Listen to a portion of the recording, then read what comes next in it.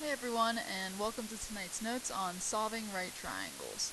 First, in order to solve a right triangle, you have to find the measures of all the side lengths and all the angles. So 3 side lengths, 3 angles.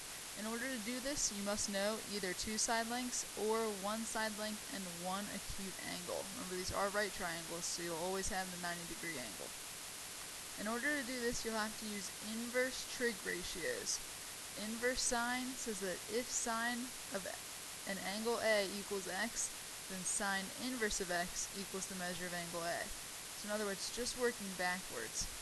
If you look at your calculator, in order to get the inverse button, you hit second sine or second cosine. You'll see a little -1 appear up here. That means you're using the inverse function. So let's use our calculator to approximate the measure of angle A to the nearest tenth of a degree. Then find C. So first I outlined we've got angle A here. They've given me 15 and 20. 15 is across from angle A, or it is my opposite side. 20 is adjacent or touching angle, as it is my adjacent side. So I think to myself, which trig function uses opposite and adjacent? That would be tangent. Tangent is opposite over adjacent.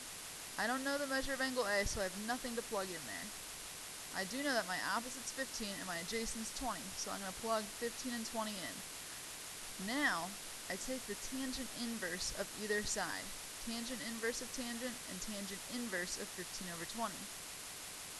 Tangent inverse and tangent cancel out, leaving me just with A and the tangent inverse of 15 over 20.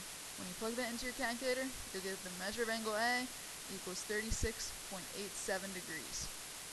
In order to find the measure of angle C, I know all 3 of these angles have to add up to 180, or just these 2 angles must add up to 90. So I take 90 minus what I found for measure of angle A, and I'm left with what I got for measure of angle C. Now, if in your calculator you're getting something way different than 36.87, that probably means you're in the wrong mode. Make sure that when you're doing these problems, you check that your calculator is in degree mode. In order to do this, hit the mode button.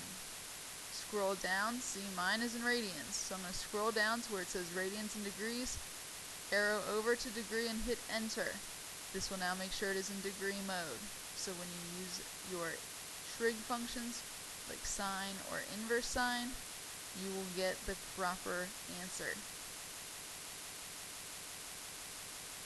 For number 2, they've given me that angle A and angle B are acute angles in a right triangle. Use a calculator to approximate the measures of angle A and B to the nearest tenth of a degree. So, they've given me that sine of A equals 0.87. I want to get just the measure of angle A by itself. So to undo sine, I use inverse sine. That means these 2 cancel. Whatever I do to one side, I have to do the other. Sine inverse. Sine inverse of 0.87 will give us that the measure of angle A is 60.5 degrees. For cosine of B, once again, I want to get B by itself. So I have to undo cosine. To do that, I do the inverse function. Inverse cosine of either side. These 2 cancel out, leaving me with just the measure of angle B, and then cosine inverse of 0.15, which leaves me with 81.4 degrees. Pause the video for a moment and try C and D on your own. Okay, here we should have said tangent inverse of tangent and tangent inverse of 0.24. Tangent inverse and tangent cancel out, leaving me just the measure of angle A equals tangent inverse of 0.24. When you plug this into your calculator, you should get 13.5 degrees. And lastly, for D, we'll take sine inverse of both sides. Sine inverse and sine cancel out, leaving me with just B. And sine inverse of 0.56 is 34.41 degrees. Remember, all of these measures are in degrees. Moving on to the back. Solve the right triangle. Remember, that means find all angles and all sides. Round decimals to the nearest tenth. The first thing that I'm going to solve for is x. They've given me that this angle here is 42, and so I've labeled everything as opposite, adjacent, and hypotenuse. I'm looking for x. They gave me 70, which is my adjacent, so I'm looking for something that uses opposite and adjacent. That is tangent. So I've got the tangent of 42. Remember, I'm plugging in my angle. Equals opposite, x over adjacent 70. To get rid of that 70, I multiply both sides by 70, leaving me with 70 times the tangent of 42 degrees equals x. When you plug that into your calculator, you get that x is 63 feet once you've rounded it to the nearest tenths, 62.9 something. Now, in order to find y, you could use trig, or, since I have two sides of my right angle, I can use Pythagorean theorem. Y squared equals 70 squared plus 63 squared, so I just found this for x. Which means y squared equals 4,900 plus 3,969,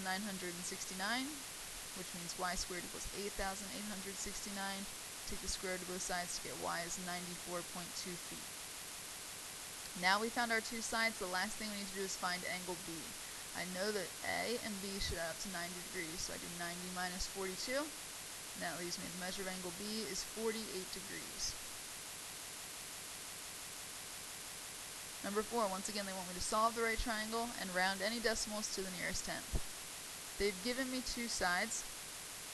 First thing I'm going to look for is the measure of angle G. In order to find the measure of angle G, I see that they've given me both the adjacent and hypotenuse.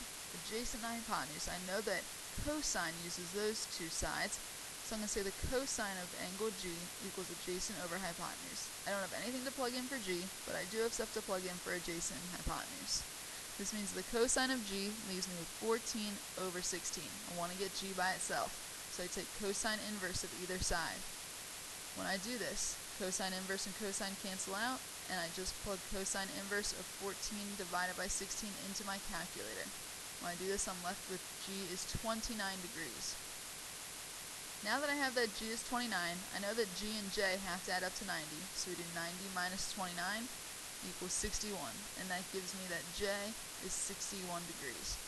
Lastly, we have to find HJ. Since they gave me two sides of my right triangle, that means I can use Pythagorean theorem to find the first side. I plug 16 in for C because it's across from my right angle, so that gives me 16 squared equals 14 squared plus x squared. That leaves me with 256 equals 196 plus x squared. Subtract 196 from either side and take the square root to get that x equals 7.7.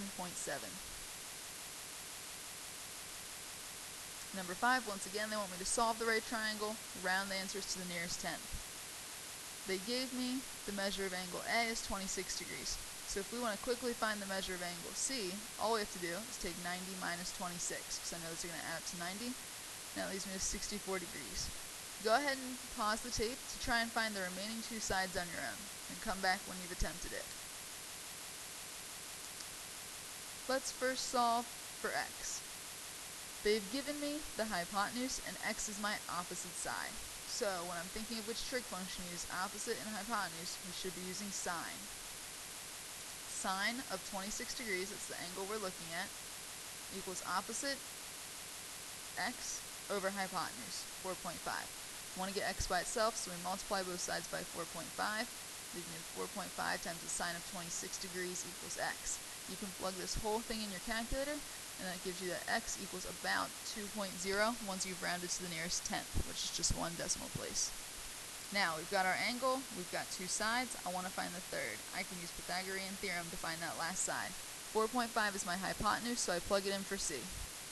4.5 squared equals 20 squared plus y squared. That means 20.25 equals 4 plus y squared. Subtract 4 from either side to get 16.25 equals y squared, and then take the square root of both sides to get y equals 4, once again, once you've rounded to the nearest tenth. Make sure you try number 6 on your own, ask about it in class if you aren't able to solve, and I will see you guys in class tomorrow. Have a great day.